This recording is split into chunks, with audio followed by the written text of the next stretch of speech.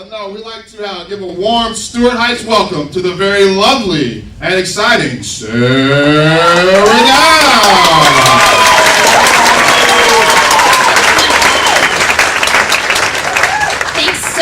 To everybody for coming in tonight. I see you've got your desserts and your coffee.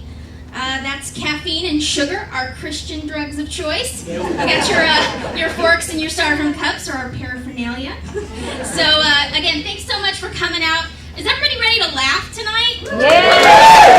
Well, that's great, because Joe's going to be up in a couple of minutes. He's going to be able to help you out with that. Now, thanks Oliver for the great introduction. I am from Illinois. I've been going to Stuart Heights for about a year now, but I actually grew up on a hog farm in the armpit of Illinois. So if you were wondering if your spouse showered tonight, they did. It's just me. It's taken me 10 years and I still don't have it washed off.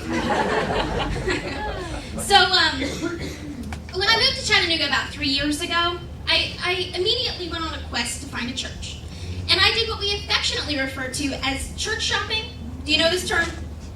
Well, it was daunting in this city, to say the least. Do y'all know how many Southern Baptist churches are in this town? I mean, really.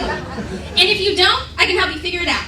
It's a perfect, even ratio. It's 3 Baptist churches per every 1 Waffle House. And if that number starts to waver, things get a little creepy.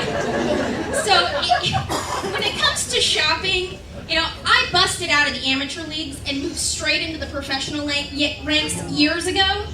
And so I'm usually not daunted by a task like shopping, but man, it was frustrating in this town, I have to say. You don't have a lot of options.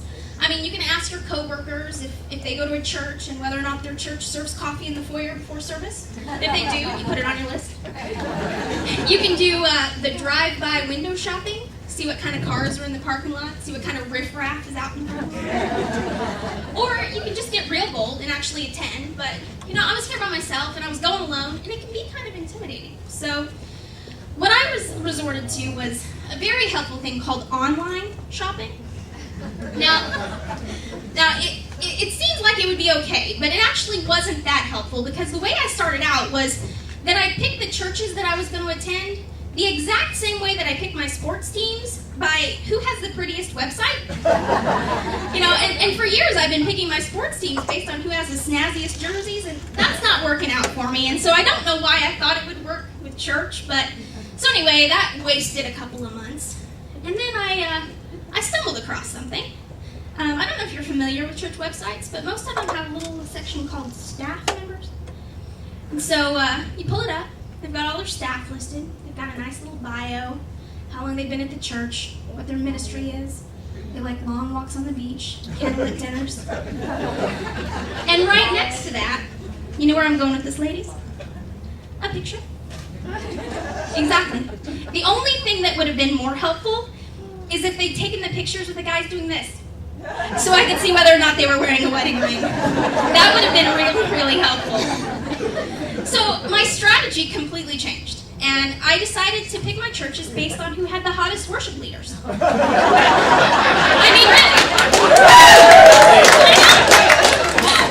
mean, let's be honest.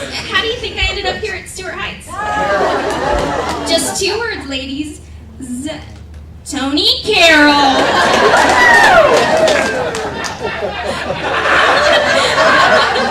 Tony's in the back.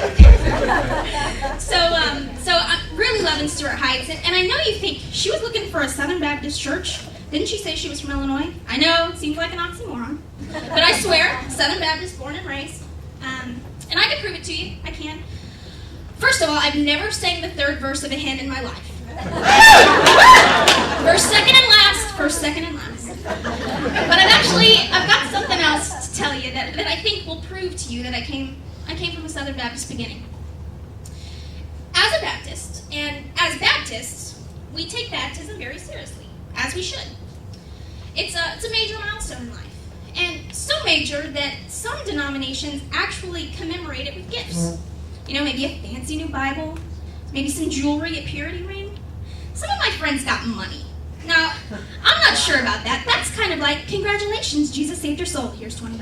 I mean, maybe they were looking at it as a graduation from sin. And okay, maybe I can go along with that. But no, not me. I didn't get a Bible. I didn't get jewelry. I sure didn't get money. But what I did get blows all of those gifts out of the water.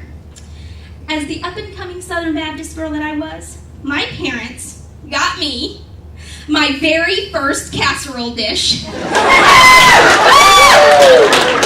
was gold-plated. It even had my name engraved on it. And you know, my mom says to me, Sarah, good works can't get you to heaven, but a good casserole never hurt the situation. I know. Amen. So it was hard to find a church. But let me just tell you, when I walked through the sanctuary doors at Stuart Heights, and I heard Gary's Detroit accent booming from the pulpit, I thought, Lord, I'm home. I mean, really, a Southern Baptist church with a Yankee preacher? Does it get any better than